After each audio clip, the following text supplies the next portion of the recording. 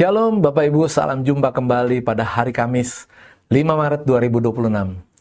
Kita masih dalam pembahasan seminggu bersama Ahazia, Raja Yehuda. Hari ini adalah hari yang kelima dengan judul renungan Tidak Mencari Tuhan. Firman Tuhan kami ambil dari 2 Tawarik 15 ayat 13. Setiap orang, baik anak-anak atau orang dewasa, baik laki-laki atau perempuan yang tidak mencari Tuhan Allah Israel, harus dihukum mati. Tentang mencari Tuhan adalah hal yang memang diwajibkan bagi bangsa Israel. Hal ini sudah dinyatakan oleh pemimpin legendaris Israel, yaitu Musa. Sejak bangsa Israel lahir, hal ini sudah disampaikan dan menjadi bagian dari hukum Tuhan yang harus ditaati. Itulah sebabnya sampai pada zaman kerajaan Yehuda pun mencari Tuhan harus diwujudkan dalam kehidupan seluruh bangsa, termasuk bagi raja mereka. Raja-raja Israel tidak melakukan kewajiban ini, dan sebagian besar raja-raja Yehuda melakukan kewajiban tersebut. Sayangnya, ada dari raja-raja Yehuda yang tidak mau mencari Tuhan. Ahazia adalah salah satunya.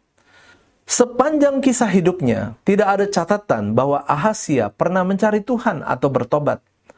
Ia tidak pernah mengarahkan Yehuda kembali kepada ibadah sejati di Bait Allah.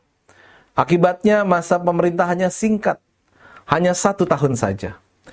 Dari sini kita bisa melihat 3 hal mengenai Ahazia, yaitu: pertama, Ahazia tidak rohani. Ahazia disebut sebagai raja yang tidak rohani, karena Ahazia berjalan dengan jalan keluarga Ahab. Ahazia menerima nasihat ibunya untuk berbuat jahat, seperti keluarga Ahab yang menjadi musuh Tuhan. Hal ini menyebabkan dia meninggalkan persekutuan dengan Tuhan. Dengan demikian Ahazia menolak kedaulatan Tuhan dan tidak taat pada firman Tuhan. Itulah ciri utama orang yang tidak rohani. Kedua, Ahazia tidak rendah hati. Tindakan Ahazia yang tidak mencari Tuhan membuktikan bahwa dia tidak rendah hati. Ahazia merasa tidak membutuhkan Tuhan, dan dia mengandalkan kebijaksanaan manusia. Ahazia tidak mencari kehendak Tuhan sebelum bertindak. Ahazia mengambil keputusan besar untuk berperang tanpa mencari nasihat Tuhan. Berbeda dengan raja yang rendah hati seperti Asa. Ahazia tidak mau tunduk pada peringatan Tuhan untuk tidak bersekutu dengan yang jahat. Itulah kesombongan Ahazia. Ketiga, Ahazia tidak memiliki hubungan yang baik dengan Tuhan. Kalau Ahazia mempunyai hubungan yang baik dengan Tuhan, pasti dia akan mendahulukan Tuhan dalam hidupnya. Dia akan menjauhi pergaulan yang buruk. Dia akan bertobat kalau sudah berbuat dosa. Dan dia tidak akan menerima hukuman yang mengerikan dari Tuhan. Nyatanya semua itu tidak terwujud di dalam hidupnya. Malah terjadi yang sebaliknya.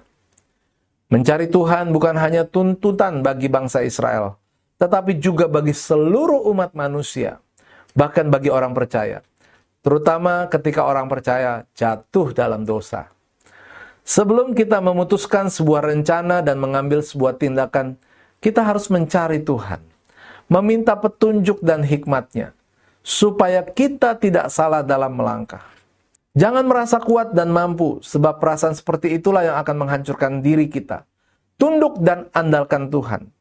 Jika kita jatuh ke dalam dosa, jangan malah menjauh dari Tuhan, tetapi bertobat dan dekatkan diri kepadanya. Kata-kata bijak, mencari Tuhan bukanlah hak atau pilihan, tetapi kewajiban bagi setiap orang percaya. Bapak Ibu, mari kita akan berdoa. Tuhan, Engkaulah yang utama dalam hidupku. Berilah hikmat-Mu supaya aku bisa berjalan di jalan yang benar, dan ampunilah segala dosaku. Dalam nama Tuhan Yesus, aku berdoa dan mengucap syukur. Amin. Puji Tuhan, kami mengucapkan selamat beraktivitas buat Bapak Ibu Saudara. Tuhan Yesus memberkati.